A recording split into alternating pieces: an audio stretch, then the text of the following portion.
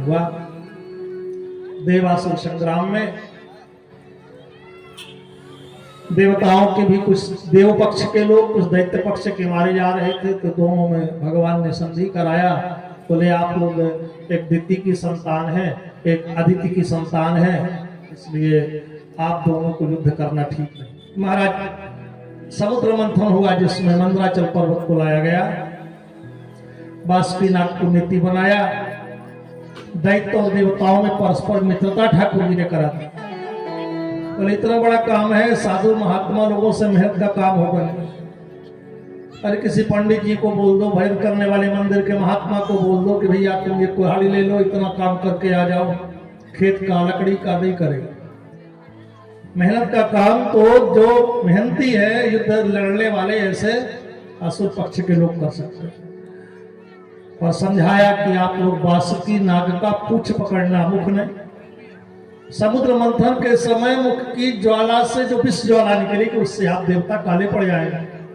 अरे आपका यज्ञों में पूजन होता है, इसलिए असुरों को ही सामने रहने, परंतु उनके सामने मैं मित्रता कराऊंगा और ये बताऊंगा कि जो नाग का पूंछ पकड़ेगा बासुकी का, उसकी आयु कम होगी। इसलिए आप कहना कि हम मुख की ओर पकड़ेंगे, उसके जीवन में आयु कम होगी, अपयश होगा, अमंगल होगा।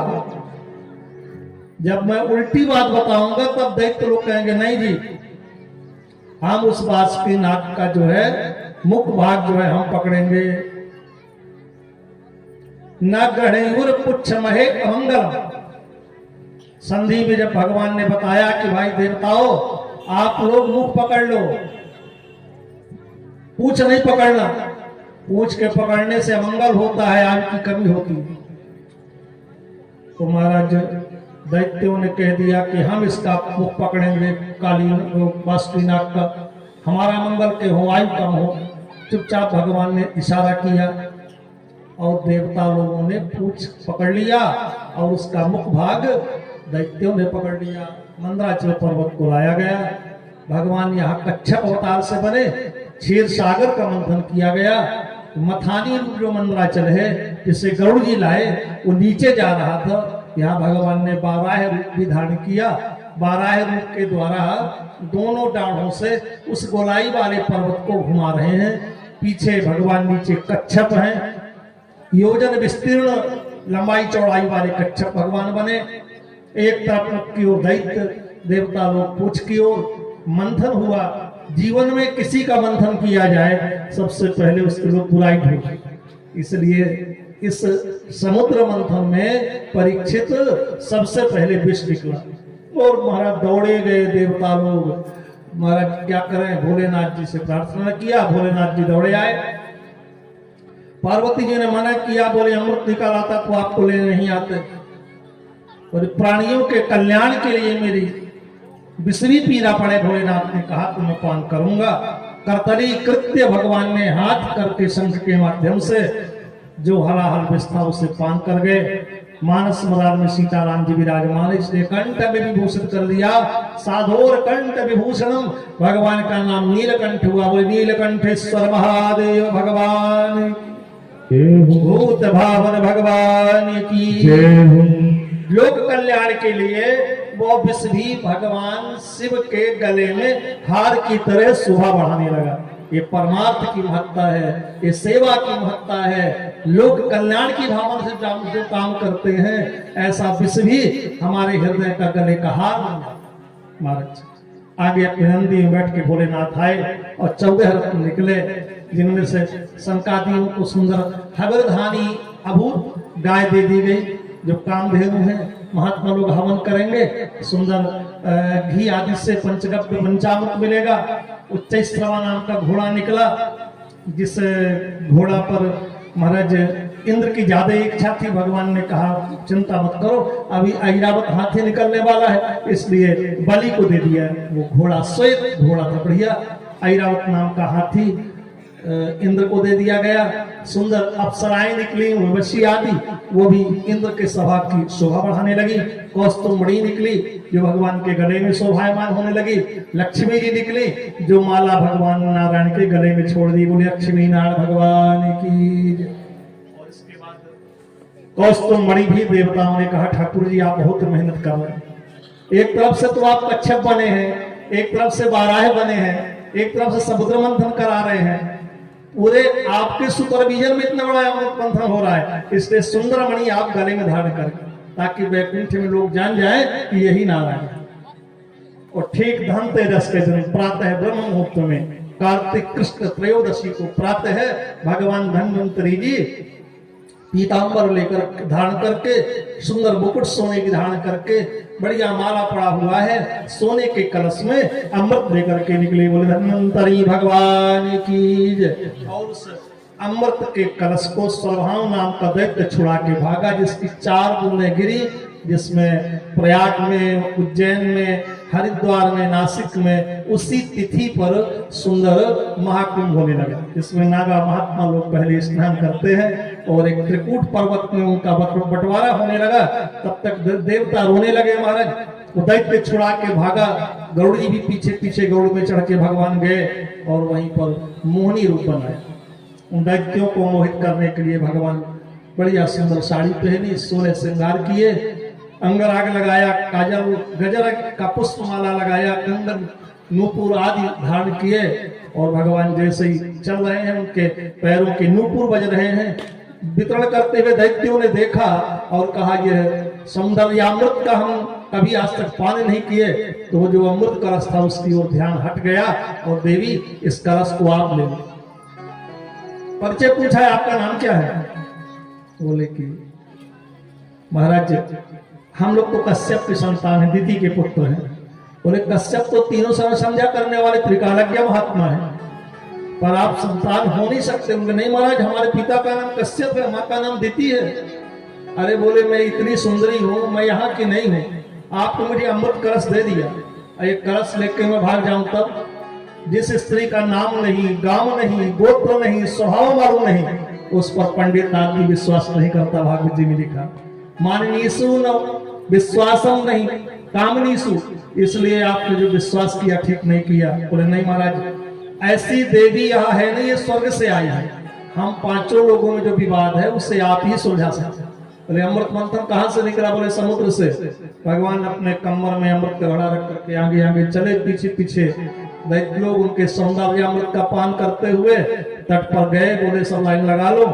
देवताओं को बिठाया, उन दैत्य को बुलाया। दैत्य ज्यादा थोड़ा सा उपद्रव करते हैं, समझा दिया। बोले ये जो अमृत कलश है इसमें जो सुंदर अमृत का जो रस है वो नीचे है, गाढ़ा है, और पतला ऊपर है। तो ऊपर एक एक दोना मैं इन पंडितों को पिला दूं, देवताओं को, और दैत्यों को जब आपका नंबर आएगा तो नीचे वाला पिलाऊं। आपने मेहनत ज्यादा किया है ना, पसीने पसीने हो गए, इससे चुपचाप बैठो। भगवान मोहिनी अपने कमर में अमृत कलश लिए हुए बंटवारा कर रहे हैं। तब तक चंद्र सूर्य के बीच में दैत्य बैठ गया सुभान, और उसने देवता का रूप बना लिया। बोले अमृत अब दैत्य बनाने में मिलेगा ना, इसने चंदन लगा लिया, पीताम्बर धारण कर लिया, देवताओं जैसे लगने लगा, पर जनेऊ पहनना भूल गए। कहीं कहीं कमी तो रह जाती है डुप्लीकेट बनने में। तो महाराज जब जनेऊ नहीं पहना तो चंद्रमासुर ने कह दिया ये दैत्य है, और उसी समय शिकायत कर दिया। भगवान ने चक्र लिया, उसका धड़ा अलग कर दिया। वही महाराज धड़ा भाग जो हुआ तो वो केतु बना, और जो सिर हुआ वो राहु बना। इसलिए छाया ग्रह, उनका कोई स्थान नहीं। महाराज आकाश मंडल में घूमते रहते हैं, जिन पर पढ़ते हैं जिनकी बड़ी समस्या हो जाती है। ज्योतिषी लोग जानते हैं अगर दोनों के बीच में कहीं शनि आ जाए तो और ही ज्यादा परेशानी होती। पर भागवत जी में लिखा है जो भगवान का भजन करते रहे उन्हें ग्रह बाधा कभी प्रभावित नहीं करती। इसलिए भगवान के नाम को जपो, भगवान की भक्ति करो तो भूत बाधा ग्रह बाधा दूर भाग जाएगी। श्रीमन्नारायण भगवान की। और महाराज दोनों दैत्य के 2 स्वरूप हो गए, वो अमर हो गया। चंद्र सूर्य को यस्त पर्वणि, पर्वणि भागवत जी में लिखा समय समय पर तुम्हें मैं ग्रसूंगा। और फिर भीषण संग्राम हुआ, दैत्यों ने कहा आपने धोखा दिया महाराज हमें, शुक्राचार्य ने संजीवनी विद्या से जीवित किया, अमृत का स्टॉक रख दिया स्वर्ग में, जिससे देवता लोग अजर अमर होने लगे। आज भोले बाबा गए और उन्होंने कहा कि महाराज मैंने आपके बहुत सारे स्वरूप का दर्शन किया पर मोहनी रूप का दर्शन नहीं किया। बोले भोलेनाथ आप मोहनी रूप का दर्शन करेंगे ठीक नहीं, आप संत महात्मा हैं, भस्म लगाए हुए हैं, संत महात्माओं के स्त्रियों का रूप का चिंतन दर्शन नहीं करना चाहिए। बोले महाराज आप मोहनी बने, आपके जहां जहां अवतार होते हुए मैं जाता हूँ, मोहनी रूप क्यों नहीं देखते? साथ में पार्वती जी थी, साथ में गण थे, नंदी जी थे। बोले समय आने पर हम तुम्हें दिखा देंगे भोलेनाथ, पर भगवान का भजन करते हुए चले जाओ। इस तरह उन्हें विदा किया और भगवान शिव जी जब हरिद्वार के ऊपर और सुंदर उत्तराखंड के समीप में आए, बसंत ऋतु, आम की बौरें आ गई, बढ़िया बगीचा गंगा के किनारे। भगवान ने कहा भोलेनाथ को मोहित करना है, बहुत सुंदर बनना चाहिए। पार्वती जी को नंदी भी बिठाए हैं, दोगड़ साथ में चल रहे हैं, सायंकाल का समय है, आम के बौरों से शीतल मंद सुगंध हवा आ रही है।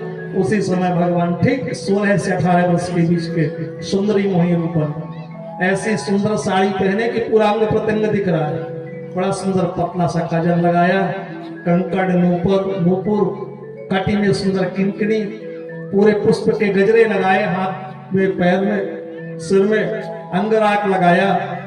एक गेंद को भी पुष्पों से बढ़िया जटित कर लिया, गेंद को उछालते उनका पल्लू नीचे हवा से आ जाता। उस दृश्य को भगवान शिव जी ने देखा और नंदी से उतर गए और दौड़े पकड़ने के लिए। भगवान आगे गेंद खेलते हुए जा रहे हैं, भगवान शिव जी का व्याघांबर भी कटी से नीचे हो गया। परीक्षित, पार्वती जी और दोनों गण वृक्ष में खड़े होकर भोलेनाथ की दशा को देखने लगे। आज बाबा ने क्या भंग पी दिया, कैसी लीला है। भगवान उस घंघोर आम के सुंदर बौरों में आम के वृक्षों के तट पर ले गए और वहां जैसे ही भोलेनाथ ने भगवान मोहनी के उस पल्लू को हवा चलते हुए साड़ी से पकड़ के हृदयंगम करना चाहा, अपने हृदय से लगाना चाहा, साड़ी का सूत्र महारत हे परीक्षित, उस साड़ी के एक सूत्र को भोलेनाथ ने पकड़ा है। इतने में ही भगवान मोहनी रूप से नारायण बन गए। बोलिए श्रीमन नारायण भगवान की जय। भगवान बड़े शिव जी लज्जित हुए। अंत में भगवान नारायण ने समझाया, मेरी कृपा से भोलेनाथ आप मोहित हुए, आपने काम को ही भस्म कर दिया, जला दिया है, आपको कौन मोहित कर सकता है? आपको केवल मैं ही मोहित कर सकता हूं। क्यों? इससे आगे जीव का कल्याण होगा।